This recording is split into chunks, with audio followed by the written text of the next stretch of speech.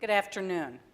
I am Jean Thomson Black, and I am representing Yale University Press on behalf of the Terry Lectures. It is with pleasure that I welcome you to the fourth lecture by Keith Thomson, who is Dwight H. Terry Lecturer in a series that is celebrating its 107th year as an endowed lectureship and has provided since 1923 not only lecturers but also books from preeminent scholars in religion, the sciences, and philosophy to address ways in which science and philosophy inform religion and religion's application to human welfare. Keith Thomson's lectures have been addressing the topic Jefferson and Darwin, Science and Religion in Troubled Times.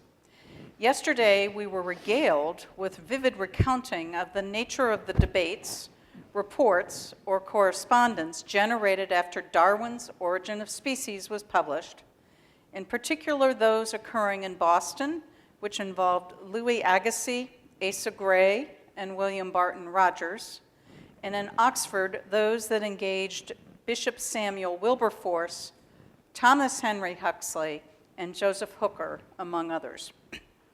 It has been stimulating to listen to Keith develop various themes, among them changes in authority, the strong personalities, and resistance to or acceptance of change as scientific advances introduced new ideas or altered current thinking, or both. I began to wonder just how many of the lectures from the first one delivered in 1923 used the keywords evolution, Darwin, or Jefferson in their titles. So last night refreshed my acquaintance with them. No surprise, evolution is the front runner with 7 appearances, Darwin scores 1, and Jefferson none. The distribution over time and the lecturers themselves are food for thought. The first lecturer, John Arthur Thomson, delivered his lectures in 1923-24, and they were entitled Concerning Evolution. They were followed by Robert Andrew Millikan, 1926-27, on Evolution in Science and Religion. The next usage crops up in 1948-49 when George Gaylord Simpson gave his lectures, The Meaning of Evolution, followed by Margaret Mead in 1957-58 on Continuities in Cultural Evolution, and then Stephen Jay Gould in 1985-86 on Darwin and Dr. Dolittle, Walter J. Gehring in 1993-94 on Master Control Genes and Development in Evolution, Francisco Ayala in 2011 on From Biology to Ethics, an Evolutionist View of Human Nature, and David Sloan Wilson in 2004 on Evolution for Everyone. So we are breaking new ground, this time with the addition of Thomas Jefferson. This lecture stint, however, is not Keith's first brush with the Terry Lectures. For the volume that celebrated the Terry Lectures centennial, which is entitled The Religion and Science Debate, Why Does It Continue?, Keith very kindly provided an introduction. I would like to dedicate this final lecture to Professor Leo Hickey, who has served as a member of the Terry Lectures Committee for many years and who first proposed Keith for these lectures. It is regrettable that Leo has been unable to attend the lectures in person, but we all owe him our gratitude for having advocated Keith's nomination as the lecturer. In closing, Leo and Keith have special roles for me personally and professionally. I first met Keith as a very junior editor at a previous publisher, Academic Press, where I was introduced to him when he was invited to come for a science book brainstorming session with a group of editors in about 1979 or 1980. I met Leo not long after arriving at Yale University Press in 1990. He was the science faculty member on the publications committee then, and it seems that Leo was Keith's immediate successor on that committee, because Keith served in this capacity for the press in the 1980s. Leo was a wise and thoughtful first Publications Committee member for me to have encountered and an energetic advocate for the science publishing program. Another association for me is Keith's writing of the Marginalia column for American Scientist magazine, and a selection of those essays became the basis for one of the earliest books I acquired for the press, The Common But Less Frequent Loon and Other Essays. Those essays celebrated the aesthetic, literary, and intellectual aspects of science and what is involved in being a scientist, a great intellectual adventure. Let's now continue the intellectual adventure as we learn about science, religion, and the contest for authority. Could I please remind everyone to turn off or silence all cell phones, and that at the close of this lecture, there will be an opportunity for questions. There are mics up here at the front. We encourage you to come use them. And there will also be a reception in room 108. Please join us there. Thank you.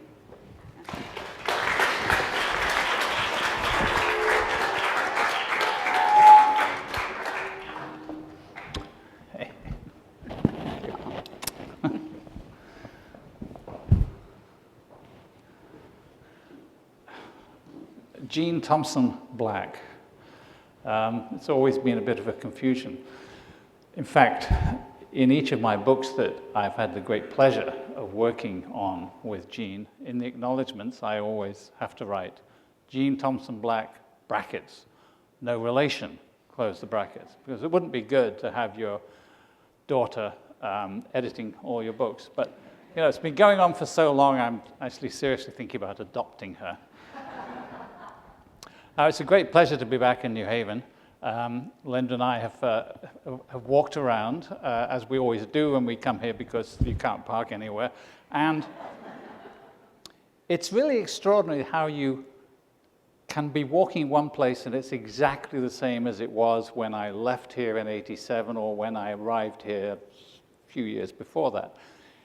And then you'll turn a corner and you'll see Yale's contribution to the fiscal rebuilding of the United States. It's very much like people used to say about the London School of Economics in its growth phase in the 1950s. Yale has become the empire upon which the cement never sets. Bart Giamatti, when he was president, used to say the only way you could make money in New Haven was being an expert in repairing slate roofs. He inherited all the deferred maintenance problems of previous administrations. It seems now that somebody has a pretty good line going in bright blue plastic. And if it's any of you, a contribution would be greatly accepted. Anyway, enough of that. It is a great pleasure and an honor to be asked to give these lectures. And the theme of these talks has been to use a number of narratives to exemplify the changing relationship between science and religion over the last 250 years. And I began by emphasizing the role of the individual. Everything starts with the individual. And then from the individual, slowly, as new science, new information is developed, it becomes incorporated into or rejected by authority. But it all starts with the individual. Jefferson's intellectual struggles with geology, for instance, Darwin's difficulties with religion. And in the last lecture yesterday, using the example of the Darwinian debates, I developed the theme that these conflicts between science and religion that we see all the time, whether they're intellectual, personal, or institutional, however they begin, end up not being simply about philosophy, science, or theology alone, or in combination, but about a contest for authority. The conflict between science and religion, then, is really a small part of a much more general, broader phenomenon, which it happens whenever new information bumps into conventional thinking and institutional authority. And inevitably, those two, the development of new knowledge and the attitudes of institutions and authority, always change at different rates. And when they change at different rates, there is bound to be difference and conflict. So let me start today by just reminding us that science and religion are not, well, religion is not the only place where there's an impact for science. Over the years also there has been a considerably interesting relationship between science and the arts and the humanities. And I want to start by reading to you a short passage. It seems that in 1838, the year that he finally put together the bits that made up the theory of evolution by natural selection, Darwin had been reading Wordsworth.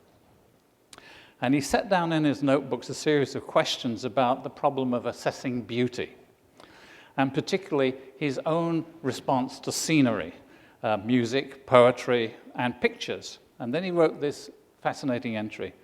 I, a geologist, have an ill-defined notion of land covered with ocean, that he means the bottom of the ocean, former animals, slow force cracking the surface, and truly poetical.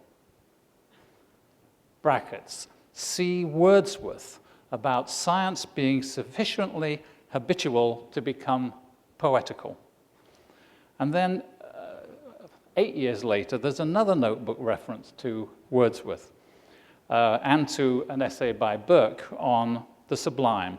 At the end of Burke's essay on the sublime and beautiful, there are some notes, and likewise on Wordsworth's dissertation on poetry. So I took these to a friend of mine who is an expert on Wordsworth, and he laughed and said, oh, well, of course, that's easy. He's referring to the preface to the lyrical ballads, and you all know that anyway, of 1802. And this is the bit I want to read you because I think it's just fascinating. Here's Wordsworth writing about what effect science might have, and I'm going to have to be careful with this. If the labors of men of science should ever create any material revolution, direct or indirect, in our condition, and in the impressions which we habitually receive, the poet will then sleep no more than at present, but he will be ready to follow the steps of the man of science, not only in those general indirect effects, but he will be at his side and will welcome the being thus produced as a dear and genuine inmate of the household of man, and become part of the atmosphere of sensation in which we all move our wings and create a material revolution, direct or indirect, in our condition. So here is the poet saying, there's all this science stuff on the horizon, and it could work out well, and if it does, we'll embrace it. So 200 years later, 210, it seems that we've come a long way towards the familiarization and habituation of science to make that material revolution in our condition. Now, whether it's become, as Darwin wondered, poetical is a very different question. But there's no doubt that science has completely and irrevocably changed the whole atmosphere in which, quote, we all move our wings. So it's all change. Wherever you go, you find there is change. And in the mandate for the Terry Lectures, which you may have read, Dwight Terry specifically mentions evolution. And evolution, of course, is the archetypal change. But if you think about evolution with a small e, it's essentially contingent change. Contingent change being change dependent on what already was before, and what happens in the future will be contingent on what there is now. And if you think of evolution in that simple term, then virtually all change in society is evolution of some sort. True revolution, change out of nothing, turns out to be rather difficult to find. There are some, and there are changes, negative changes, that is, directly in opposition to something else. But most change turns out to be contingent. And everything changes, and God has evolved. Some years ago, I'm just trying to irritate you here, so sometimes years ago, I was flying across the United States reading a very interesting book by a man called Jack Miles, and you may know this book. And at some point, I put it down on the seat and went to the back of the plane. And when I came back, this pretty young stewardess, I think she would have been in those days now a flight attendant, had the book in her hands. And she said, "This is interesting. What is it about?" "God, a biography." What could that possibly mean? Well, it's a very, very interesting question. She didn't mean, I don't think she meant, who is God? What she meant was, how could God have a biography? What changes about God?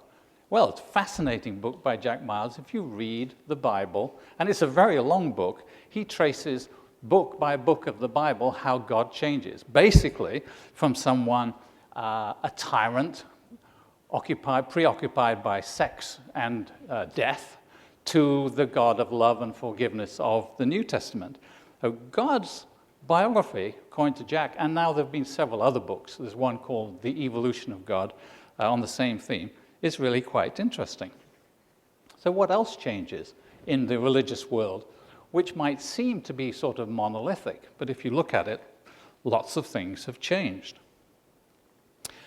Perhaps one of the most interesting ones is that it's a pity, that there weren't any public opinion polls in Jefferson's time or even Darwin's time, so we only have to guess. But I think we can be pretty sure that this number has dropped. Only 30 to 40% of people in the general population of the United States believe that the Bible is literally the Word of God. 50% think it's inspired but not literally true. In Jefferson's time, the number thinking it was literally true would have been close to 100%. There are dozens of outfits that do public opinion polls at the moment, and some of the best ones are by the Pew Center for Religion and Public Life and the Gallup Organization and the Barna Group. And they all show that at the moment in the United States, somewhere between 85% and 92% of the population believe in God or a universal spirit. And a similar number, maybe a little bit less, 80 to 85%, believe that God was the creator of the universe. Who rules the world today? That was the question they were asked. Not just the creator, but who rules the world today? And approximately the same number see God as personally concerned with each of us. Now, these numbers, as polls go by, change all the time. One thing that's changed a great deal is that while 75 to 80% of people in the United States express a belief in heaven, that's not the same. It's fewer than the number who believe in God. But still 75 to 80% of Christians express a belief in heaven. Only 60% think that hell is a physical place. Only 40% see Satan as anything less than a symbol. And here's the most surprising thing. Only 35% see the Holy Spirit as a real entity rather than a symbol. Now, these are huge changes since, say, 1900, and I have to say, significant changes since I was a small boy, as I remember well from listening to my father's sermons. Now, as scientists, one of the things that irritates scientists most, and if it doesn't, it should, is miracles. This was a thorn in the side of Hume, Thomas Paine, Jefferson as well, and every one of the heroes of the Age of Reason. Today, 80% of the population believe in miracles. You'll see in a moment where I'm going with these statistics. And there's 72% believe that angels are a real phenomenon. Now, when I first read these statistics, I thought this can't be right. So I conducted a little survey, and I invite you to do exactly the same thing. I went to our local Borders bookshop. Part of the change includes extinction, and there is no longer a Borders bookshop anywhere. And now you're going to have to go to Barnes & Noble. So go to Barnes & Noble and pace out the number of shelf feet devoted to science. Then pace out the number of shelf feet devoted to religion. Then pace out the number of shelf feet devoted to alternative religions. And then pace out the number of shelf feet devoted to angels. You will be amazed. So, what about scientists? Well, the Pew people did a study of the American Association of the Advancement of Science, and they discovered that 33% of all scientists believe in God, and another 18% believe in a universal spirit, which adds up to a slight majority of 51%. So, you look at these numbers and you say, why on earth are people on the religious side worried about science? They're doing very well indeed. And science is not doing very well in these polls. For instance, only 40% of the population believe that, accept, I should say, that humans evolved rather than were created. 60% think that a worldwide flood accounts for all geological and the paleontological record of the last few years. Only 18% think the world is older than 10,000 years. And 50% of the population thinks that the Earth was created in 6 literal days. I'm not making this up. This is what the polls say. Now, these polls get repeated. And what's interesting is that in the last 10 years, you can see a steady but significant retreat from these numbers to lower numbers, just as they represent a retreat from, say, 1900, but the numbers are accelerating. In the past 20 years, the number of people who thought religion to be important in public life has decreased from 88% to 80%. Now, these are numbers for America. If you ask the same question in Europe, the number of people who think it's significant is actually 20%. There's something very interesting about the American situation, especially to a foreigner from Europe. The proportion of people attending church in the United States is always given at somewhere around 40%. But a recent study was done by some people called Hadaway and Mahler in the Journal for the Scientific Study of Religion, which shows that the number is actually half that, 20%. And they suggest that all of these numbers are actually exaggerated by about a factor of 2 because people don't want to give the wrong answer, as it were, to the toll people. I'm going to continue with these statistics for a moment. I hope you don't mind. But from an intellectual point of view, one of the most dispiriting things about these surveys is a result that the Pew survey got in 2010. Only 63% of the American population knew the name of the first book of the Bible. It's Genesis, by the way, just want to tell you. Fewer than 50% of Roman Catholics knew the name of all 4 of the Gospels. I just find this just incredibly depressing. What is wrong? It's not a fault of religion. Surely it's a fault of our whole educational system. I'm sorry. There's something really wrong with this educational system. And if we don't all know what the Bible says, how can we all have an opinion about it, pro or con? I personally think that religion should be taught much more openly in schools in America as it is in England. And I would love to see religion debated under the same terms that the creationists currently say evolution should be debated. That is, teach the controversy. Would that, a par between those two, be interesting? I think it would. So, here is an interesting situation. It looks as though, on the religion side, there's not much to worry about. People in this country are very happy with their situation. So why is it that the religious side, if you don't mind thinking of it as a side versus the other side, which is really not very intellectually appropriate, but it's a convenience, why does the religious side continue to be so worried about science? Well, and this is obvious in one way because religion finds itself under attack by people like Richard Dawkins, for instance, my former colleague at Oxford. But it's not just that. Science is coming under attack from both Christians and Muslims. And these attacks are not just directed at the teaching of evolution in the schools, but also for reasons that I find still quite difficult to understand, for the teaching of global climate change. And I'm sure this isn't going to be the end of the list. And it seems to me, and I may be wrong, that it can only reflect a general anti-intellectualism, a real fear of progressive thinking, a fear of the unknown that would have been perfectly familiar to Thomas Jefferson in the election of 1800, when he was attacked for being an intellectual and thinking in progressive terms. Progress was thought to be, in those days by the Federalists, to be extraordinarily dangerous. But it's also true that science continues to reach ever more into the realms of the religious world and into things like human behavior and inhuman behavior, things like morality and ethics.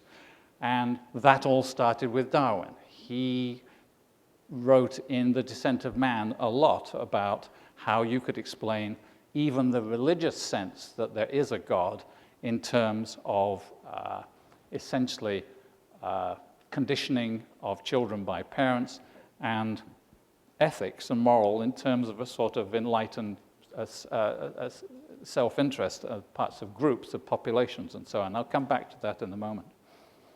So going back to Wordsworth and the world in which we move our wings, one of the most dramatic changes of the last century has been the insertion of science into all aspects of public and private life, and particularly into government.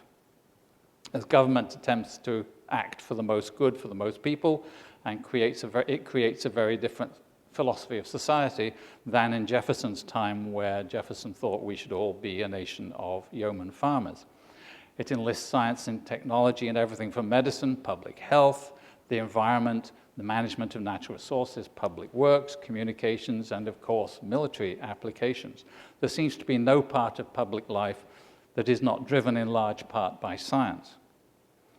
Now, in the decades after the Second World War, and right through the time that I was a graduate student and a young faculty member here at Yale, so let's say the mid-60s, people worried a great deal about this intrusion of science into government. There was a fear that science would take over government in an anti-democratic way.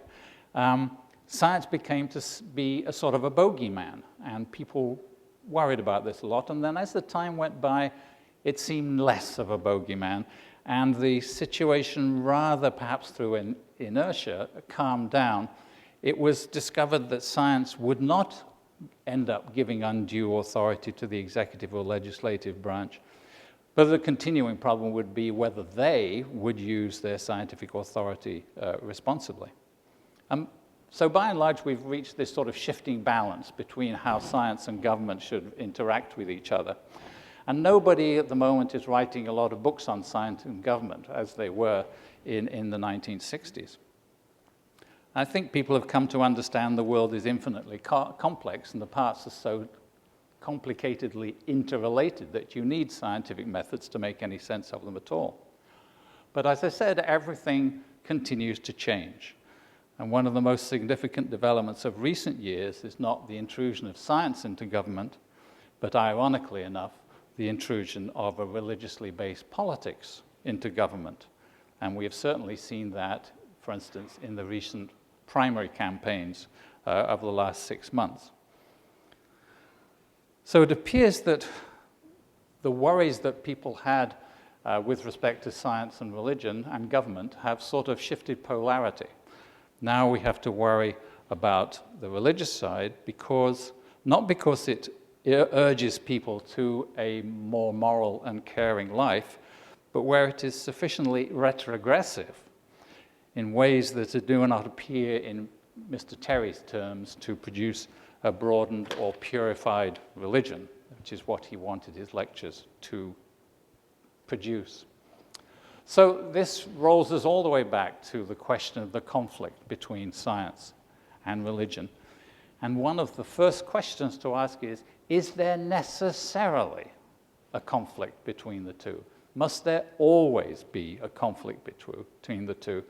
And the first answer, which is the academic's answer, is, well, that's the wrong question. Because there are too many different kinds of science and there are too many different kinds of religion. If you ask historians, particularly historians of religion, is there necessarily a conflict between science and religion? They will almost all say no. And they think that their lesser brethren, by which they mean the historians of science, like me, have fallen into the trap of what they call a naive myth of inevitability.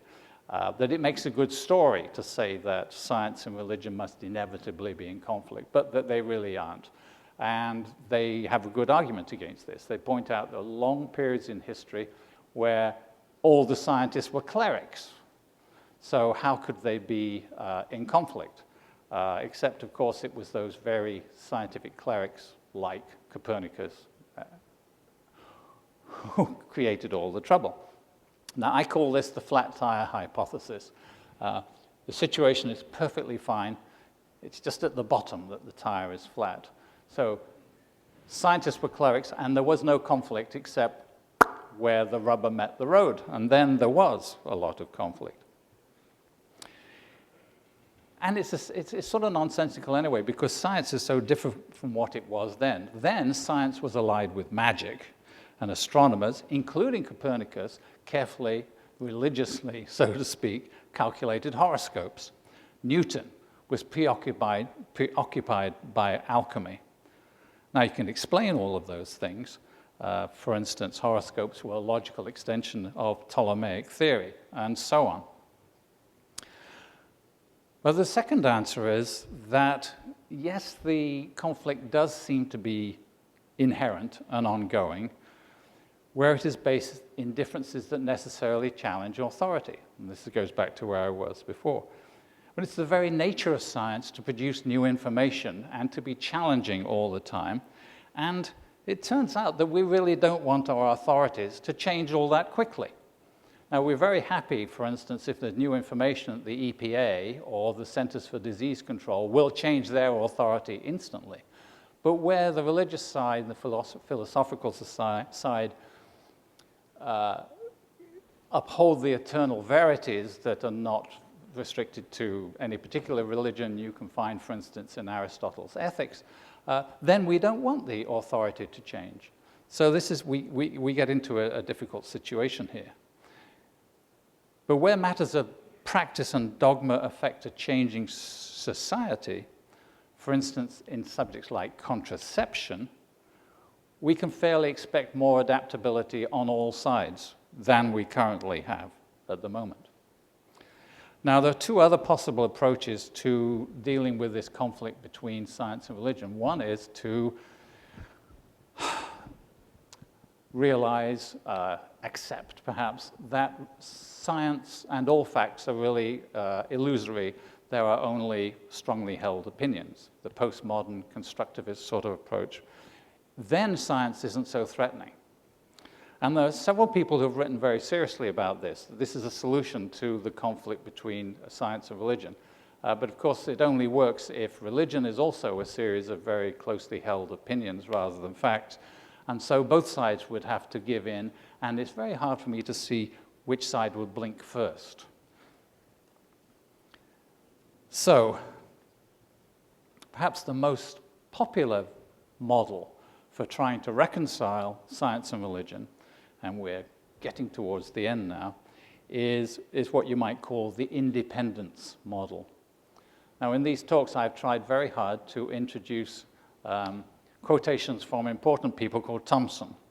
And I want to now tell you a section from a sermon by Samuel H. Thomson in a sermon in Hanover College, as it was then, in New Hampshire in 1856. When you desire to know what God has revealed to us by his Spirit, look to the oracle of God. Look not to science or to nature. They are indeed full of truth, and that too which is God's truth, with which you cannot too carefully store your minds. But they are not the truths of revelation, and can never infallibly direct your eyes to them, nor take their place. And I'll read from another sermon.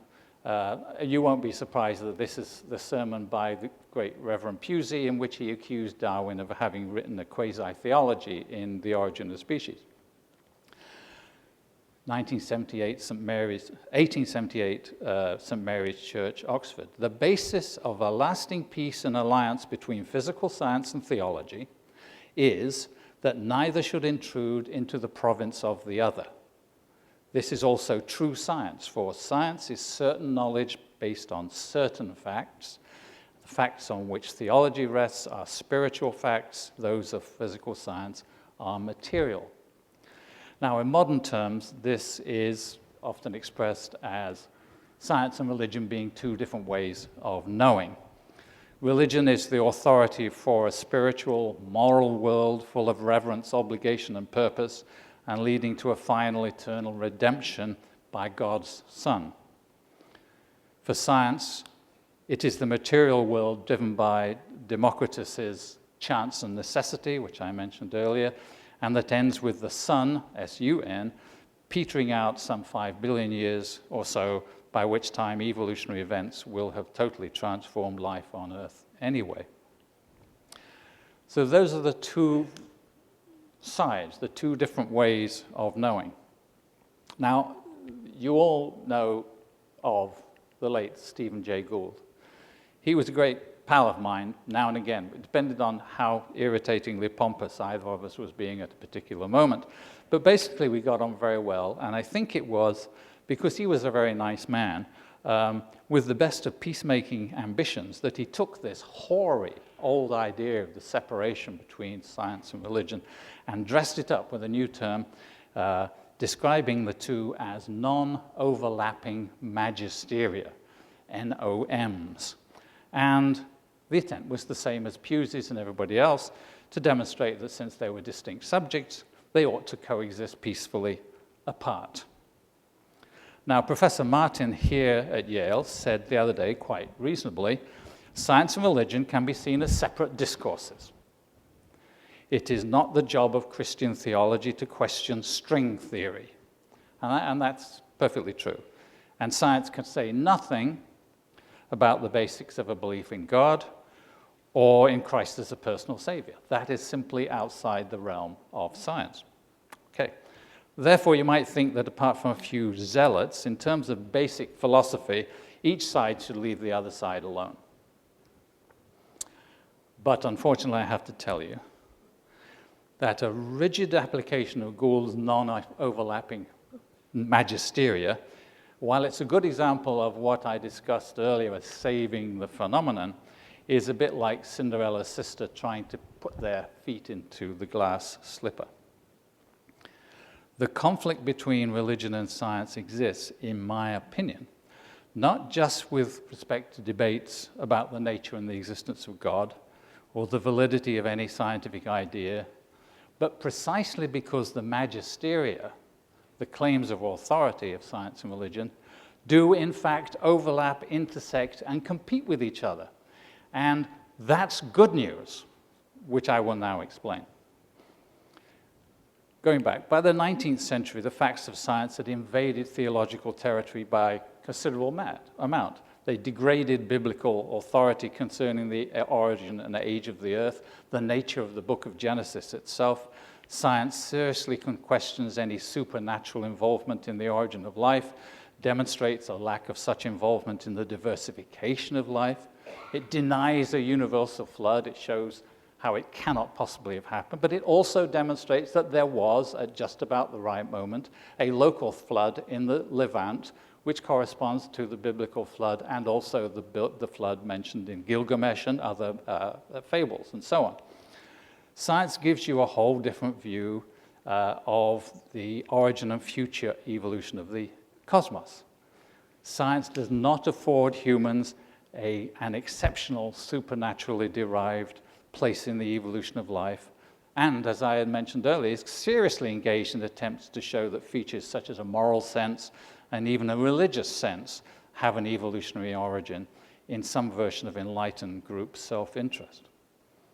So these are all subjects where various religions claim an authority, largely, sometimes wholly, consequence on the basis of some sort of divine revolution or accepted teaching. And it's very frankly very hard to see where any accommodation could be made to dilute the effects of science here. And that's no doubt why the idea of the separation, the non-overlapping magisteria, is so appealing and so dangerous. But as the TV ads say, but wait, there is more. Along with your steak knives.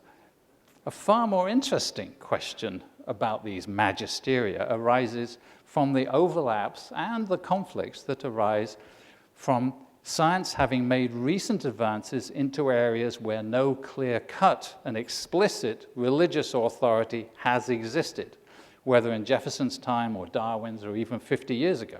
What could I possibly mean by that? Where religious tenets lack a deep theological foundation, having only broad generalities in revelation for their pronouncements. Now that's fighting words. These are the phenomena in the moral ethical sphere. All the bioethical issues, biotechnology, stem cells, cloning, genetic engineering, ownership of cell lines, and practical issues such as the economics, the rationing of healthcare, stewardship of the environment, nuclear power, global nuclear war, global climate change, and indeed everybody's favorite, contraception. These are issues that don't concern theological abstractions, do not involve the supernatural, but concern the conduct of daily life where science has an immediate as well as a principled impact. They say a great deal about how we act as humans, but nothing about whether God created us or even anything about evolution.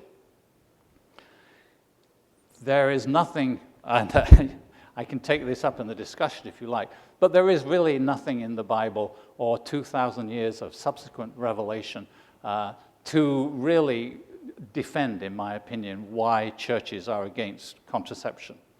And I can get into that later, but I don't want to take too much of time. But I can't emphasize enough that there is this range of issues where both religion and science have ownership. It's like the sign that's in the antique shop, that if you broke it, you own it. Well, if you made it in the sense of being a scientist in developing, say, new forms of contraception or in vitro fertilization, then that isn't something that the scientists can put down on the table anymore and say, well, you deal with that now. That was the way science was, say, maybe 50 years ago. But now, where science made it, science owns it. And so both sides have some ownership. And so there are issues where, if matters of doctrinal issues and prejudice can be put aside, they ought to be where religion and science can, in fact, come together. They can come together because the supposedly non-overlapping magisteria overlap in these wonderfully interesting ways. So you'll think, well, okay, can this really happen? Well, it's already happening in the area of environmental stewardship. And there's a lovely thing in today's New York Times. I bless them for always producing something that supports something I was going to say. The ecumenical patriarch of the Orthodox Church, Constantinople, has announced that for all Orthodox believers, crimes against the environment, lack of care, misuse of the environment, is not just folly, but is in fact a sin. He has essentially put out a fatwa against environmental polluters. This is the first time that any church has done that, although the Catholic Church and other churches have come very close. But this is really quite an interesting development. But on a more mundane level, let me just tell you about a meeting that was held on May the 25th of last year, 2011, when a very interesting group of people got together in the town where I live, Philadelphia, to talk about an environmental issue. And this was a very interesting combination of people. As you would expect, there were representatives of the Sierra Club, physicians, industry, of course, unions, environmental groups, and private citizens, but also the rabbinate, the Catholic Church, evangelical Protestant groups, and Methodists. these groups could unite not on broad sweeps of dogma and philosophy, but on a common interest in power station emissions. This is exactly what I meant by the non-overlapping magisteria, having these wonderful overlapping regions, and that is where we ought to be able to get together. Now, I would love to end on this positive note, but you'll be surprised, I'm sure, that actually I'm quite pessimistic about that. Because this conflict between science and religion on quasi-philosophical points that have nothing to do with the conduct of our lives are coming back into the fore again. Well, I guess they do have to do with the conduct of our lives, but they're not deeply philosophical. And I only have to remind you of contributions of 2 congressmen during the last election campaign. Congressman Todd Akin of Missouri famously reported that the female body has mechanisms that operate so that rape can't result in pregnancy. Congressman Paul Brown of Georgia, running unopposed, I might add, said that evolution, embryology, embryology, I don't get that. Anyway, evolution, embryology, and the Big Bang Theory are, quote, lies straight from the pit of hell, meant to convince people that they do not need a savior. Why do we care about that? They're both members of the House Committee on Science, Space, and Technology. So you're in good hands, folks, with Allstate. So I'm just going to end with one last twitting of my theological friends. There is in Kentucky, as I mentioned in my first lecture, something called the Creation Museum. And there is a philosophy behind the Creation Museum, and it was expressed in a letter to the New York Times, which I will quote. The people creating the exhibits of the Creation Museum. Accepting the Bible as God's literal truth doesn't mean that we discount science. It does mean that we interpret science from the biblical viewpoint. Evidence isn't labeled with facts and dates. We arrive at conclusions about the unobservable past based on our pre-existing beliefs. It's hard to think of a more unscientific philosophy, if you want to call it, than that. Now, this allows them to create in Kentucky and soon in Florida and soon after that in Texas, really quite popular museums devoted to creation, in which the world is 6,000 years old. And because you have to account for dinosaurs, presumably having been wiped out at the flood, there would have been a time where dinosaurs and humans coexisted. And so there are large diorama exhibits with dinosaurs and people wandering around together. And there is a biblical justification for this. And I'm sure some of you know what it is. These supposed dinosaurs are the behemoth, Job 40, verse 15, and Leviathan, Job 41, 1 to 34. They've interpreted behemoth and Leviathan as dinosaurs. Now, every theological scholar for years has wondered what behemoth and Leviathan were, and clearly they're partly the crocodile and the hippopotamus, which were 2 most feared beasts with the lion of the Levant of biblical times. And they're partly also mythical, untamable beasts summoned out of the folkloric depths to symbolize the power of God. Now, luckily, we can read the book of Job for ourselves and see if the book of Job, which is not my favorite book of the Bible, let's face it, it's only a folk narrative, or if it isn't a folk narrative, God really is despicable in what he did. It was unconscionable. So let's move on before we get stuck into that. We can read the rest of Job, the same chapter, 41, verses 19 to 21. Description of Leviathan.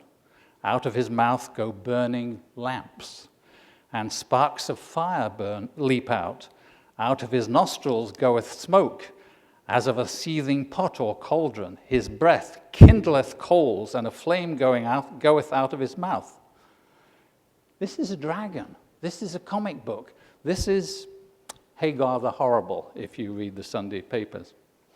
Now, confronted with this sort of insult to science, and I have to say to the museum profession, most people just give a deep sigh. Oh, it's just those guys.